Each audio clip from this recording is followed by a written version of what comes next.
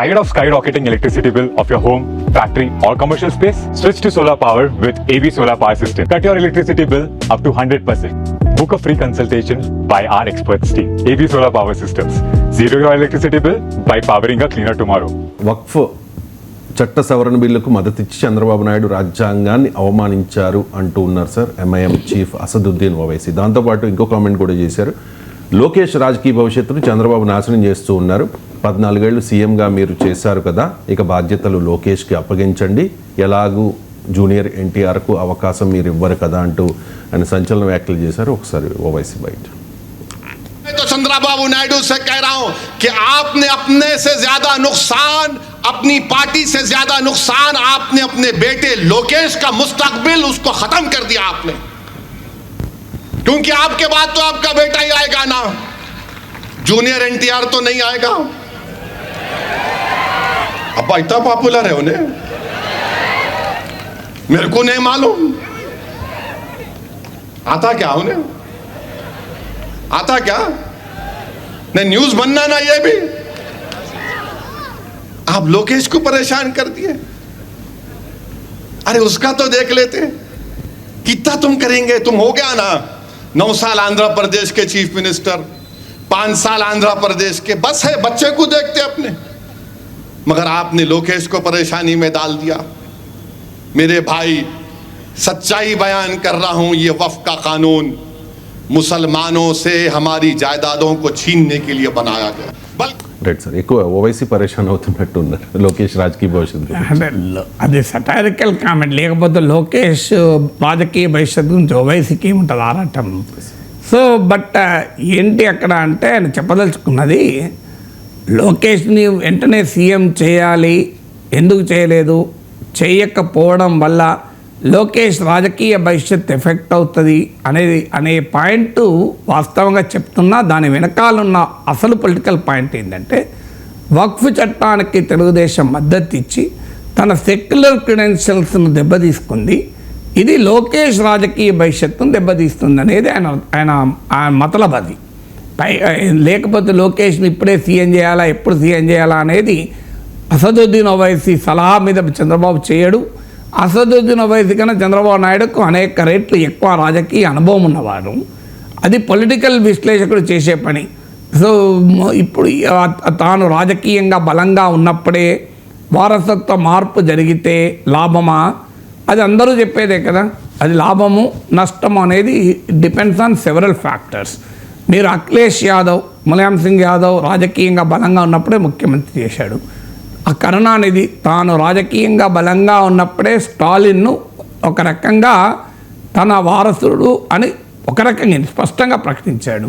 ఇప్పుడు ఉదయనిధి స్టాలిన్ కూడా ఆ రకంగా సేమ్ తండ్రి కరుణానిధి ఏ రకంగా స్టాలిన్ ఎలివేట్ చేశాడో తాను బతికుండగానే స్టాలిన్ అలాగే తాను వెరీ యాక్టివ్గా ఉండగానే ఉదయనిధి స్టాలిన్ హయ్యెస్ట్ స్థాయికి ఎలివేట్ చేశారు.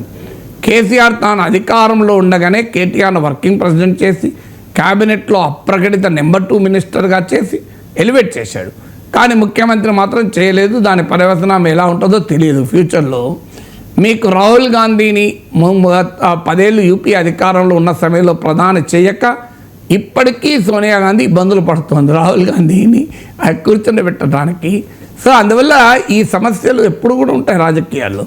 ఈ అనుభవాలు ఇప్పుడు మీకు అఖిలేష్ యాదవ్, రాహుల్ గాంధీ, మీకు కేటీఆర్, స్టాలిన్, ఉదయనిధి స్టాలిన్ ఇవన్నీ చూసినప్పుడు లోకేష్కు పార్టీ ప్రెసిడెంట్ ఇవ్వరు, వర్కింగ్ ప్రెసిడెంట్ ఇవ్వరు, ఉప ముఖ్యమంత్రి ఇస్తానంటే పవన్ కళ్యాణ్ ఫ్యాక్టర్ అడ్డం వస్తుంది.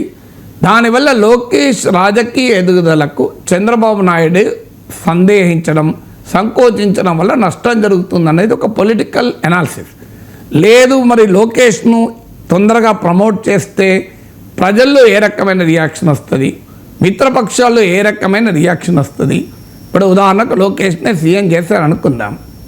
చంద్రబాబు నాయుడు దగ్గర డిప్యూటీ సీఎంగా పనిచేయగలిగిన పవన్ కళ్యాణ్ లోకేష్ దగ్గర అదే కంఫర్ట్తో డిప్యూటీ సీఎంగా పనిచేయగలరా? అది పొలిటికల్గా సాధ్యమా? లేదు, ప్రజలు చంద్రబాబు నాయుడుకు తీర్పు ఇచ్చారు తప్ప లోకేష్కు తీర్పే లేదు. అందుకే తెలుగుదేశం పార్టీ అనుకూల మీడియా రోజు చేసే ప్రయత్నం అదే.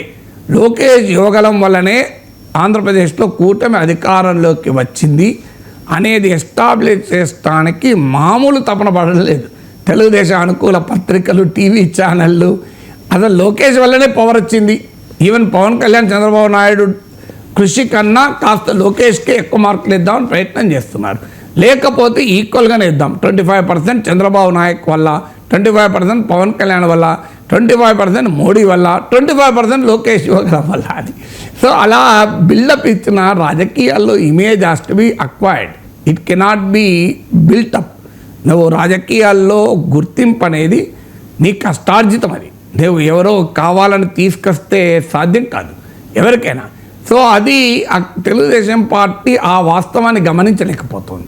సో అందువల్ల వాళ్ళలో ఒక భయం కూడా ఏముంది, ఇప్పటికిప్పుడు మనము ఎంత ప్రొజెక్ట్ చేసినా, ఎంత బిల్డ్ చేసినా మరి ఆ రకమైన ఇమేజ్ వస్తుందా, పార్టీ ఎలా ఉంటుంది, ప్రజలు ఎలా రిసీవ్ అవుతారన్న సంకోచం కూడా ఉంది. ఈ రెండింటి మధ్య తెలుగుదేశం పార్టీ తేల్చుకోలేకపోతుంది. అందుకే మహానాడులో వర్కింగ్ ప్రెసిడెంట్ చేస్తారని ఇంత స్పెక్యులేషన్ వచ్చి మరి ఆఖరికి ఏమీ జరగకుండా మహానాడు ముగిసింది కదా. స్పెక్యులేషన్ మట్టిగానే రాదు కదా, అన్లెస్ పైనాయకత్వం లీక్ చేస్తేనే వస్తుంది స్పెక్యులేషన్. ఈవెన్ రాజీవ్ సర్దేశా ఇంటర్వ్యూలో కూడా చంద్రబాబు నాయుడు దాన్ని రూల్ అవుట్ చేయలేదు కదా, ఇది క్యాపబుల్ లీడర్ అంటూ లోకేష్ సర్టిఫికేట్ కూడా ఇచ్చారు కదా. సో అందువల్ల ఓవైసీ చేసేది పొలిటికల్ అనాలిసిస్ కాదు, ఓవైసీ చేసేది తెలుగుదేశం పార్టీ నాయకత్వంలో ఉండి చంద్రబాబు నాయుడు తీసుకుంటున్న విధానాల వల్ల లోకేష్కు నష్టపోతుందని చెప్పడం. ఇక దాని పనిలో పని మళ్ళీ జూనియర్ ఎన్టీఆర్ను పట్టుకొచ్చడం, తెలుగుదేశాల్లో ఇబ్బందులు పెట్టాలనుకునే వాళ్ళల్లో అడపాదడపా జూనియర్ ఎన్టీఆర్ను రంగంలోకి తీసుకొస్తారు.